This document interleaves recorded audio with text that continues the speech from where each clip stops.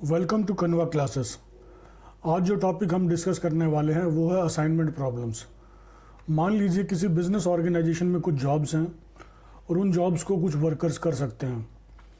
तो अब हमने ये तय करना है कि कौन सी जॉब किस वर्कर को दी जाए जिससे कि वो सारी जॉब्स भी ख़त्म हो जाएं, वो फिनिश हो जाएं और साथ में हमें वो जॉब कराने की कॉस्ट भी मिनिमम हो। तो ये प्रॉब्लम जो हम डिसाइड करते हैं कि कौन सी जॉब किसको दी जाए, इन प्रॉब्लम्स को हम असाइनमेंट प्रॉब्लम्स बोलते हैं। आइए इनको डिस्कस करते हैं।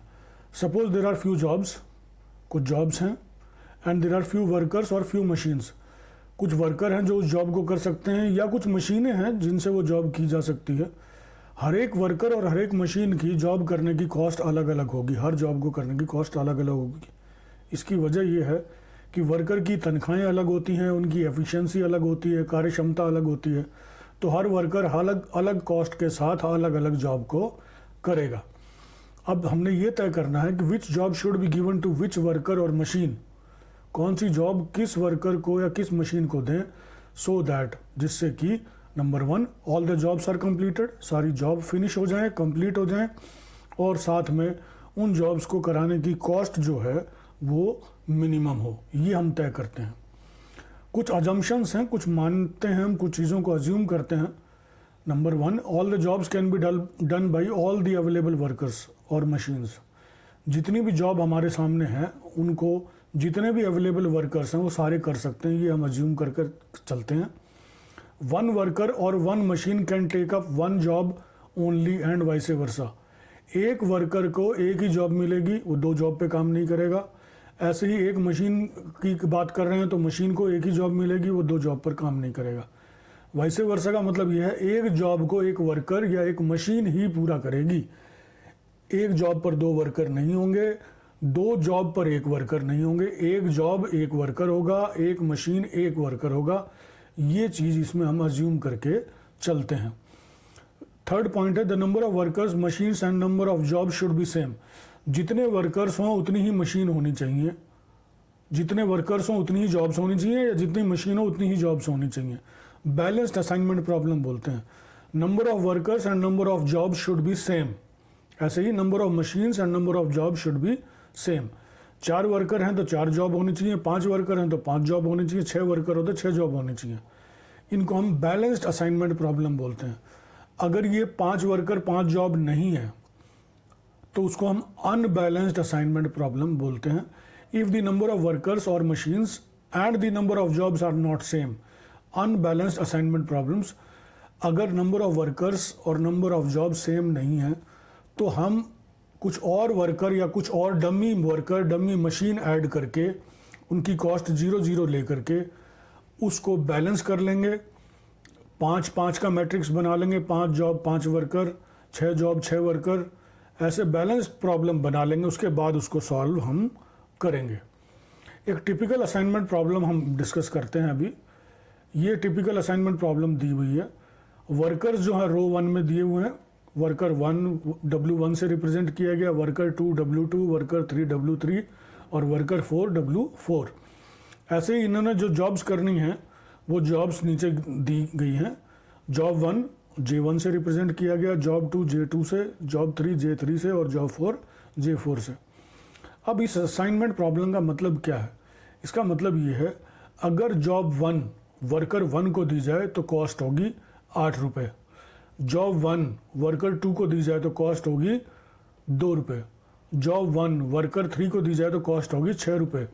जॉब 1 वर्कर 4 को दी जाए तो कॉस्ट होगी 7 रुपये। इसी तरह से जॉब 2 अगर वर्कर 1 को दी जाए तो वो होगी कॉस्ट होगी 1 रुपीज़। ऐसे ही जॉब 4 अगर वर्कर 3 को दी जाए तो कॉस्ट होगी 5 रुपीज़। अब हमने असाइनमेंट प्रॉब्लम में करना क्या है कि चारों जॉब्स हमारी फिनिश हो जाएं, चारों वर्कर्स को काम मिल जाए और इन वर्कर्स को ये जॉब करने में कॉस्ट भी मिनिमम लगे। हमने ऐसा सॉल्यूशन निकालना है कि सारी जॉब्स हो जाएं और इन जॉब्स को करने की कॉस्ट भी मिनिमम हो। आइए इस प्रॉब्लम को सॉल्व करके देखते हैं कि हम सॉल्व कैसे करेंगे। ये प्रॉब्लम जो हमने पीछे डिस्कस की थी उसको मैंने नोट कर लिया। आइए अब इसको सॉल्व करते हैं। ये प्रॉब्लम नोट की हुई है। अब सबसे पहले जो काम हम करेंगे वो करेंगे रो रिडक्शन। मैं यहाँ पर लिख दे रहा हूँ worker 1, worker 2, worker 3, worker 4, job 1, job 2, job 3 and job 4। क्या करेंगे? रो रिडक्शन करेंगे। पहली रो को देखिए आप, इस रो में ये एलिमेंट्स हैं, रो ऐसे होती हैं और कॉलम ऐसे होती हैं। तो इस रो में ये एलिमेंट्स हैं 8, 2, 6, 7। इसमें सबसे छोटा एलिमेंट देखिए, सबसे छोटा एलिमेंट है 2। इस 2 को हम पिक कर लेंगे, सब में से 2 माइनस कर देंगे, पूरी लाइन में से 2 माइनस कर देंगे।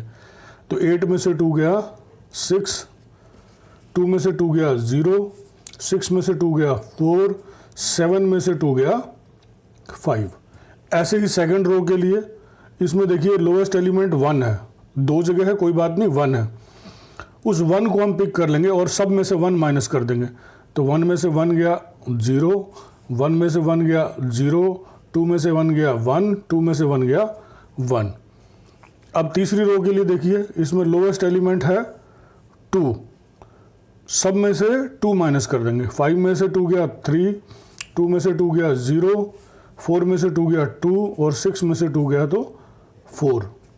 अब आखिरी रो के लिए क्या करेंगे? वही काम रो रिडक्शन का जैसे हमने अब तक किया। इसमें से सबसे छोटा एलिमेंट देखिए 2, ये पिक कर लिया, सब में से हम 2 माइनस कर देंगे।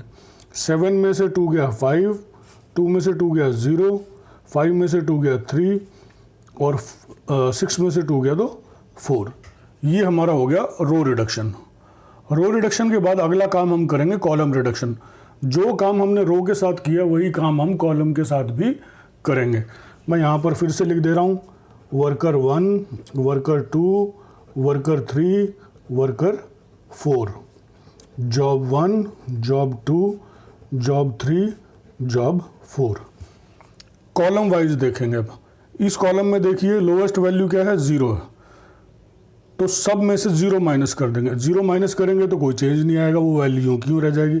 6 में से 0 गया 6, 0 में से 0 गया 0, 3 में से 0 गया 3 और 5 में से 0 गया तो 5।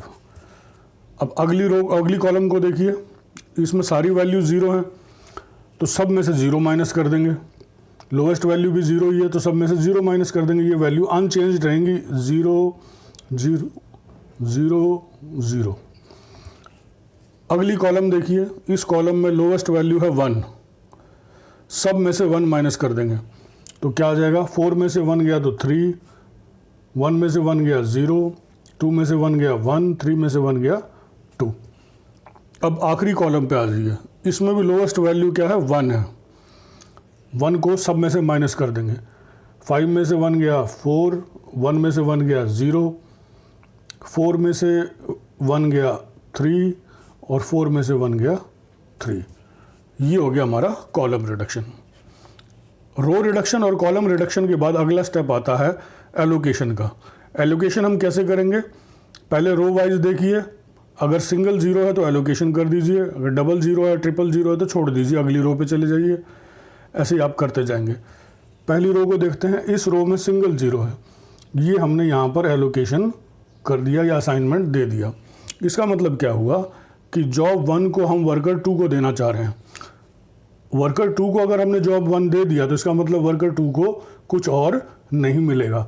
कुछ और नहीं मिलेगा तो इसलिए क्या करते हैं, हम ये वर्कर 2 के नीचे की बाकी सारी 0 कैंसिल कर देते हैं कि हम गलती से कहीं वर्कर 2 को कोई और जॉब ना दे दें, इसलिए हम इनको क्रॉस कर देते हैं।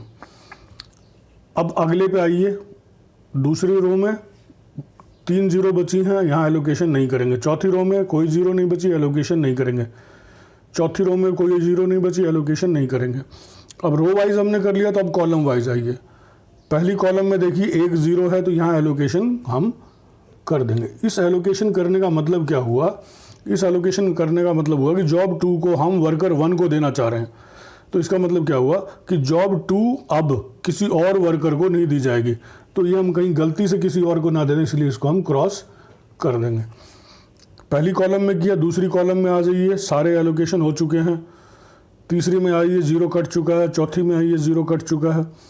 फिर रो वाइज देखेंगे। अब रो वाइज कॉलम वाइज देखिए, कोई 0 बचा तो नहीं है, या तो एलोकेशन होना चाहिए या कैंसिल होना चाहिए, क्रॉस होना चाहिए। जब सारे जीरो या तो एलोकेट हो गए और क्रॉस हो गए तो इसका मतलब हुआ ये हमने एलोकेशन का काम हमारा पूरा हो गया।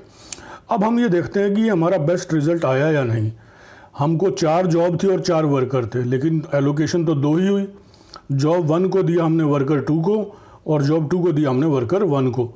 जॉब 3 और जॉब 4 हमारी कंप्लीट नहीं हो पाई और वर्कर 3 और वर्कर 4 हमारा खाली है, तो ये हमारा बेस्ट सॉल्यूशन नहीं है। अब क्या करेंगे, हम अगले स्टेप पर जाएंगे, इसको ऑप्टिमाइज़ करेंगे। कैसे ऑप्टिमाइज़ करेंगे? पहला काम कीजिए, आप थोड़ा ध्यान से सुनना इसको। पहला काम क्या करना है कि वो रो जिसमें एलोकेशन नहीं है उसको देखिए। इस रो में एलोकेशन है, ये रहा। इस रो में एलोकेशन है, ये रहा। इस रो में एलोकेशन नहीं है। जिस रो में एलोकेशन ना हो, ये स्क्वायर ना बना हो जीरो के ऊपर, उस रो को हम टिक कर देंगे। इस रो में कोई एलोकेशन नहीं है, इसको टिक कर दिया हमने। इस रो में देखिए, इसमें भी कोई एलोकेशन नहीं है, इस रो को भी हमने टिक कर दिया। तो वो रो जिनमें एलोकेशन नहीं है उन रोज़ को हम टिक कर देंगे। जिन रोज़ को हमने टिक किया उसमें क्रॉस्ड जीरो देखिए कहाँ पर है, ये रहा क्रॉस्ड जीरो। इसके कॉरस्पॉन्डिंग कॉलम को टिक कर दीजिए। ऐसे ही इस रो को देखिए, इस रो में क्रॉस जीरो कहाँ है, ये रहा। इसके कॉरस्पॉन्डिंग कॉलम को टिक करना, ये ऑलरेडी टिक्ड है। इसके बाद जाएंगे हम कॉलम पे। कॉलम देखिए, टिक कॉलम जो टिक हो चुके हैं उनको देखिए। ये कॉलम इकलौता टिक हुआ है। इस कॉलम में हम देखेंगे कि एलोकेशन कहाँ है। इस कॉलम में एलोकेशन ये रहा। इसके कॉरस्पॉन्डिंग रो को हम टिक कर देंगे। ये टिक करने के बाद हमने क्या करना है कि हमने कैंसिल करना है, क्रॉस करना है। किसको क्रॉस करना? अनटिक्ड रो। वो रो जो टिक नहीं हुआ उसको एक स्ट्रेट लाइन से क्रॉस कर दीजिए। अनटिक्ड रो को और टिक्ड कॉलम को क्रॉस कर दीजिए। जब आप ऐसे क्रॉस करेंगे तो इस तरीके से आपके सारे जीरो के ऊपर से लाइन गुजर जानी चाहिए। हमारे भी सारे जीरोज़ के ऊपर से लाइन गुजर गई, इसका मतलब हमने ये ठीक किया। ये करने के बाद अगले स्टेप पे हम जाएंगे। अगला स्टेप क्या है कि जो नंबर बच गए जिनके ऊपर से लाइन पास नहीं हो रही, उन नंबर्स को आप देखिए। जो नंबर्स बच गए वो हैं 6, 3, 4, 3, 1, 3, 5, 2, 3। ये नंबर बच गए, इनके ऊपर से लाइन नहीं गुजर रही। इनमें से सबसे छोटा नंबर हम पिक कर लेंगे। ये सबसे छोटा नंबर इनमें से बच गया जो है वो है 1। ये नंबर हम पिक कर लेंगे, इसको यहाँ लिख दिया हमने 1। अब क्या करेंगे? अब 3 कैलकुलेशंस एक साथ होंगी, नया टेबल बनेगा। नए टेबल में 3 कैलकुलेशंस एक साथ होंगी। वो जगह जहाँ से लाइन गुजर रही है, वहाँ पर ये वैल्यू एज इट इज़ अगले टेबल में लिख दी जाएगी। वो जगह जहाँ पर इंटरसेक्शन बनता है, यानी कि ये लाइन आपस में क्रॉस करती हैं, ये इकलौती जगह ये है जहाँ पर लाइन क्रॉस कर रही है। नेक्स्ट टेबल में ये वैल्यू जो आएगी उसमें हम यहाँ प्लस का साइन बन रहा है, तो ये वैल्यू जो हमने पिक की थी वो यहाँ पर हम ऐड कर देंगे। यहाँ पर 0 था, ये वैल्यू ऐड कर देंगे तो अगले टेबल में ये वैल्यू 1 आ जाएगी। और बाकी वैल्यू जिनके ऊपर से लाइन नहीं गुजरती उन वैल्यूज़ में से हम इस पिक्ड वैल्यू 1 को माइनस कर देंगे। आइए नया टेबल बनाते हैं। यहाँ पर मैं लिख रहा हूँ वर्कर 1, वर्कर 2, वर्कर 3, वर्कर 4। यहाँ पर लिख रहा हूँ जॉब 1, जॉब 2, जॉब 3, जॉब 4। फिर से देखिए, यहाँ पर 6 है, इसके ऊपर से लाइन नहीं गुजरती, यानी कि इसमें से 1 माइनस करना पड़ेगा। ये वैल्यू आ गई 5। यहाँ पर 0 है लेकिन लाइन गुजरती है, ये वैल्यू एज इट इज़ आ जाएगी 0। ये 3 है, इसके ऊपर से लाइन नहीं गुजरती, 1 माइनस कर देंगे तो ये आ गया 2। ये 4 है, इसके ऊपर से लाइन नहीं गुजरती, यानी कि 1 माइनस करना पड़ेगा, ये वैल्यू आ जाएगी 3। अब ये देखिए, यहाँ पर लाइन गुजर रही है, यानी कि ये वैल्यूज़ अनचेंज्ड रहेंगी, लेकिन यहाँ पर इंटरसेक्शन है, प्लस का साइन बनता है, प्लस के साइन वाली जगह पर ये वैल्यू ऐड हो जाएगी। तो ये पहली वैल्यू थी 0, लाइन गुजर रही है, कोई चेंज नहीं होगा, ये वैल्यू एज इट इज़ आ जाएगी 0। यहाँ पर 0 थी और क्योंकि इंटरसेक्शन था, लाइन क्रॉस कर रही थी, तो ये वैल्यू ऐड कर देंगे, यहाँ पर आ जाएगी वैल्यू 1। ये लाइन गुजर रही थी 0 एज इट इज़ आ जाएगा, ये भी लाइन गुजर रही थी 0 एज इट इज़ आ जाएगा। अब यहाँ पर देखिए आप, ये वैल्यू थी 3, यहाँ से लाइन नहीं गुजरती, यानी 1 माइनस करेंगे, ये वैल्यू आ जाएगी 2। यहाँ पर 0 थी, लाइन गुजरती है इसके ऊपर से, ये वैल्यू अनचेंज्ड रहेगी, ये 0 एज इट इज़ आ जाएगी। ये वैल्यू थी 1, लाइन नहीं गुजरती, यानी कि 1 माइनस होगा, ये वैल्यू 1 माइनस करने के बाद 0 आ जाएगी। ये वैल्यू थी 3, लाइन नहीं गुजरती, तो इसमें से 1 माइनस कर देंगे, ये वैल्यू आ जाएगी 2। अब इनको देखिए लास्ट रो को, ये वैल्यू थी 5, लाइन नहीं गुजरती यानी कि 1 माइनस कर देंगे, ये आ जाएगी 4। ये वैल्यू थी 0, इसके ऊपर से लाइन गुजरती है, ये अनचेंज्ड रहेगी, 0 एज इट इज़ आ जाएगी। ये वैल्यू थी 2, लाइन नहीं गुजरती, 1 माइनस कर देंगे तो ये आ जाएगा 1। और ये वैल्यू थी 3, लाइन नहीं गुजरती इसके ऊपर से, तो इसमें से 1 माइनस कर देंगे, ये वैल्यू आ जाएगी 2। ये हमारी नई वैल्यूज़ आ गई। अब हम वापस जाएंगे एलोकेशन के स्टेप पे कि जहाँ पर आपको सिंगल जीरो दिखाई दे वहाँ पर एलोकेशन आपने करना है, पहले रो वाइज फिर कॉलम वाइज। इस रो में देखिए सिंगल जीरो है, ये एलोकेशन हम यहाँ पर कर देंगे। ये हमने एलोकेशन किया, इसका मतलब जॉब 1 हम देना चाह रहे हैं वर्कर 2 को। इसका मतलब ये हो वर्कर 2 को कुछ और नहीं मिलेगा, तो कहीं हम गलती से ना कर दें, इसलिए वर्कर 2 की कॉलम में हमने इस जीरोज़ को क्रॉस कर दिया। अब दूसरी रो में देखिए 3 जीरो है, यहाँ पर एलोकेशन नहीं करेंगे। तीसरी रो में देखिए यहाँ पर एक सिंगल जीरो आ गया, ये जीरो कट चुका है, तो ये सिंगल जीरो है, यहाँ पर हम एलोकेशन कर देंगे। इसका मतलब ये हुआ जॉब 3 हम देना चाह रहे हैं वर्कर 3 को। अब वर्कर 3 को कुछ और गलती से ना कर दें, इसलिए वर्कर 3 की कॉलम में हमने जितने भी जीरो हैं उनको हम क्रॉस कर देंगे। अब आ जाइए J4, चौथी रो में कोई जीरो नहीं बचा, इसलिए एलोकेशन यहाँ पर नहीं हो सकता। अब कॉलम वाइज जाएंगे, इस कॉलम में देखिए आप एक ज़ीरो है, तो यहाँ पर हम एलोकेशन कर देंगे। इस एलोकेशन करने का मतलब क्या हुआ कि जॉब 2 हम देना चाह रहे हैं वर्कर 1 को। इसका मतलब ये हुआ कि जॉब 2 अब किसी और को नहीं मिलेगी, तो इसको हम क्रॉस कर देंगे। ये हम जब तक करते जाएंगे जब तक सारी जीरो या तो एलोकेट ना हो जाए या उन पर क्रॉस ना लग जाए। सारी जीरो एलोकेट हो गई या क्रॉस लग गया, यहाँ पर ये स्टेप यहाँ पर ख़त्म हो गया। अब ये देखते हैं कि क्या ये हमारा बेस्ट सॉल्यूशन है। ये बेस्ट सॉल्यूशन तो नहीं लगता। क्यों नहीं लगता? क्योंकि हमारी 3 ही जॉब अभी तक एलोकेट हो पाई हैं। चौथी जॉब नंबर 4 कोई नहीं कर रहा और वर्कर 4 खाली है। इसका मतलब ये हमारा बेस्ट सॉल्यूशन नहीं है। आइए इसको अब आगे सॉल्व करते हैं। उसी स्टेप पर जाएंगे, जो रो जिसमें एलोकेशन नहीं है उसको टिक कीजिए। देखिए इस रो में कोई एलोकेशन नहीं था, इस रो को हमने टिक कर दिया। इस रो में देखिए क्रॉस्ड जीरो कहाँ पर है, क्रॉस जीरो ये रहा, इसके कॉरस्पॉन्डिंग कॉलम को टिक कीजिए। जो कॉलम हमने टिक किया उस कॉलम में देखिए एलोकेशन कहाँ पर है, इस कॉलम में एलोकेशन ये रहा, इसके कॉरस्पॉन्डिंग रो को हम टिक कर देंगे। ये हमने रो टिक कर दिया। अब क्या करना है, अनटिक्ड रोज, वो रो जो टिक नहीं है उनको कैंसिल करना है। अनटिक्ड रो कैंसिल हो गई, 2 रो थी जो अनटिक्ड थी, ये कैंसिल हो गई। और टिक्ड कॉलम को कैंसिल करना, टिक्ड कॉलम एक ही था, इसको कैंसिल कर दिया हमने, ये कैंसिल हो गया। ये हमारा ऑप्टिमाइजेशन का एक स्टेप पूरा हुआ। अब जो वैल्यूज़ बच गई उनमें से देखिए लोवेस्ट वैल्यू क्या है। ये 5 है, ये 2 है, ये 3 है, ये 4 है, ये 1 है, ये 2 है। इनमें से लोवेस्ट वैल्यू जो बच गई जिनके ऊपर से लाइन नहीं गुजरती वो है 1। इस वैल्यू को हम पिक कर लेंगे। वही तीनों कैलकुलेशन एक साथ होंगी। जहाँ से लाइन गुजर रही है वहाँ कोई चेंज नहीं होगा, जहाँ पर इंटरसेक्शन है वहाँ वैल्यू ऐड हो जाएगी, ये 1 वैल्यू, और जहाँ पर लाइन नहीं गुजर रही वहाँ से 1 माइनस हम कर देंगे। नया टेबल बनाते हैं हम। यहाँ पर लिखता हूँ W1, W2, worker 3, worker 4, job 1, job 2, job 3, job 4। देखिए यहाँ पर 5 वैल्यू थी, यहाँ पर लाइन नहीं गुजरती, 1 माइनस कर देंगे तो नई वैल्यू आ जाएगी 4। यहाँ पर 0 वैल्यू थी, लाइन गुजरती है, कोई चेंज नहीं होगा, एज इट इज़ 0 आ जाएगी। ये 2 वैल्यू थी, लाइन नहीं गुजरती, 1 माइनस हो जाएगा इसमें से, तो ये 1 आ जाएगा। ये 3 है, लाइन नहीं गुजरती, 1 माइनस हो जाएगा, तो ये 2 आ जाएगा। अब इस वैल्यू को देखिए 0 है, लाइन गुजरती है, अनचेंज्ड रहेगी। ये 1 थी, ये वैल्यू 1 थी, लेकिन इंटरसेक्शन है, यहाँ पर लाइनें क्रॉस करती हैं, तो यहाँ पर ये वैल्यू ऐड हो जाएगी। तो 1 था, 1 ऐड हो गया तो 2 आ गया। 0 है, लाइन गुजरती है, अनचेंज रहेगा, एज इट इज़ 0 आ जाएगा। 0 था, लाइन गुजरती है, अनचेंज रहेगा, 0 एज इट इज़ आ जाएगा। अब तीसरी रो में देखिए आप, 2 था, लाइन गुजरती है, ऊपर से कोई चेंज नहीं होगा, 2 एज इट इज़ आ जाएगा। 0 था, लेकिन इंटरसेक्शन है, यहाँ पर लाइन क्रॉस कर रही है, और 1 ऐड कर देंगे, यहाँ पर 0 में 1 ऐड करेंगे तो 1 आ जाएगा। 0 है, लाइन गुजरती है, एज इट इज़ 0 आ जाएगा। 2 था, लाइन गुजरती है, एज इट इज़ 2 आ जाएगा।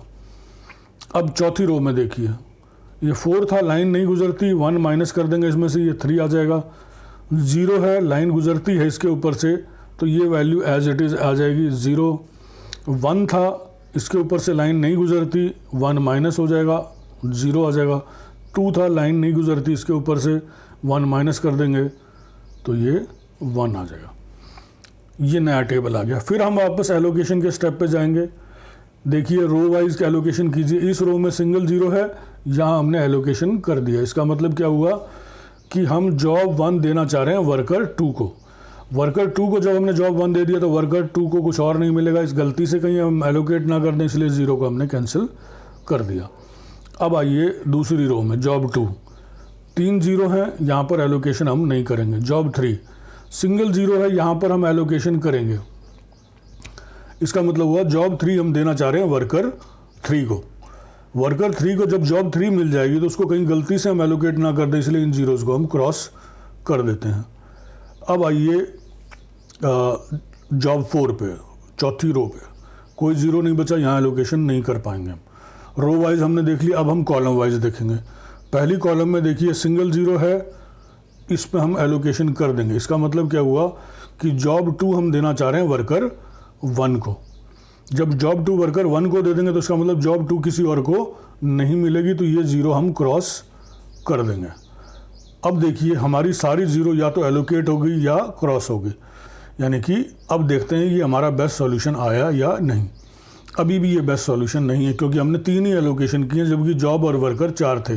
4 एलोकेशन होनी चाहिए थी, तो बेस्ट सॉल्यूशन नहीं है। यानी कि जॉब 4 अभी भी इनकम्प्लीट है, किसी ने जॉब 4 नहीं की है, और वर्कर 4 भी अभी हमारा खाली है, तो इसलिए ये हमारा बेस्ट सॉल्यूशन नहीं है।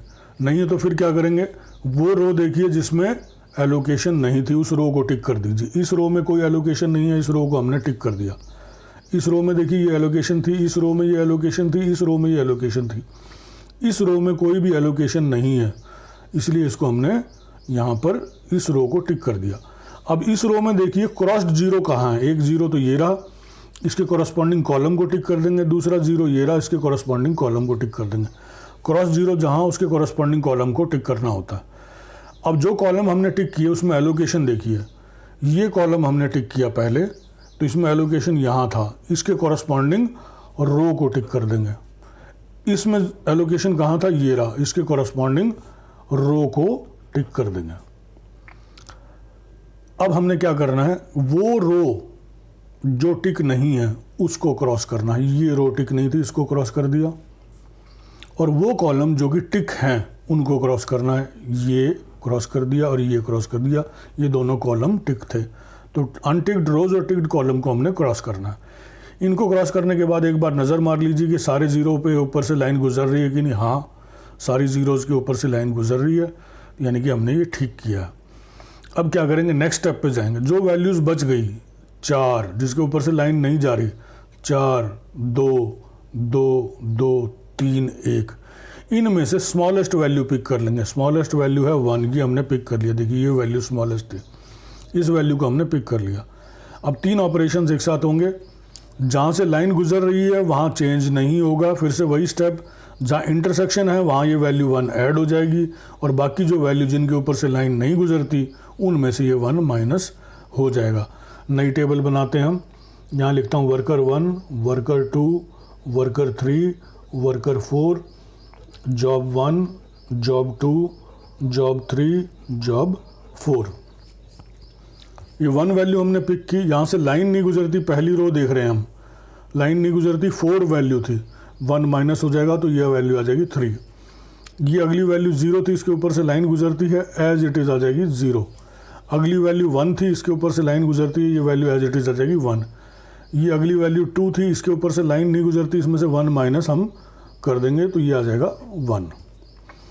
अब दूसरी रो को देखिए, इस रो के ऊपर से लाइन गुजरती है, तो ये पहली वैल्यू 0 थी, लाइन गुजरती है, ये एज इट इज़ 0 आ जाएगी।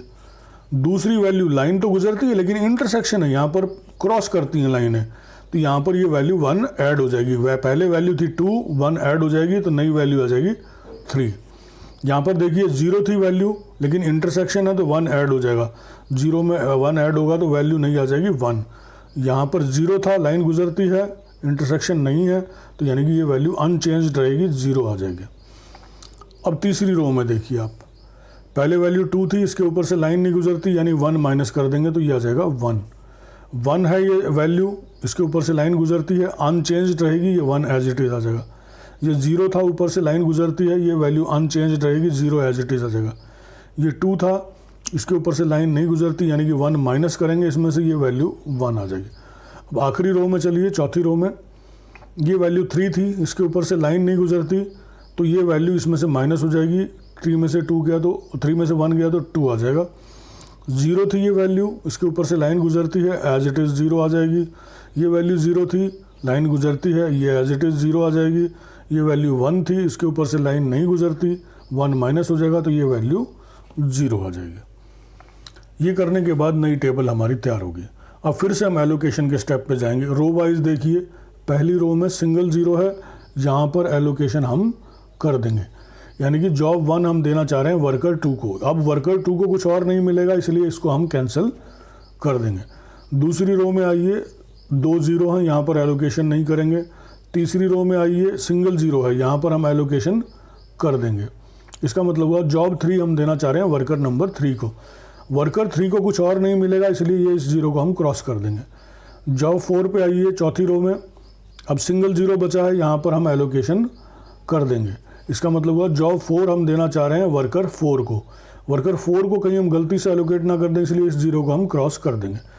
रो वाइज तो हमारा हो गया। अब कॉलम वाइज आइए। कॉलम वाइज पहली कॉलम में सिंगल 0 है, यहाँ पर हम एलोकेशन कर देंगे। देखिए कुछ कटता है, कुछ नहीं कटता, सारे एलोकेशंस हो गए। अब ये देखिए कि हमारे 4 एलोकेशंस हो गए, 1 2 3 4, यानी चारों जॉब हो गई हमारी और चारों वर्कर को काम मिल गया। ये हमारा बेस्ट सॉल्यूशन आ गया। अब इसका मतलब क्या है? इसका मतलब ये है, मैं यहाँ पर लिख दे रहा हूँ जॉब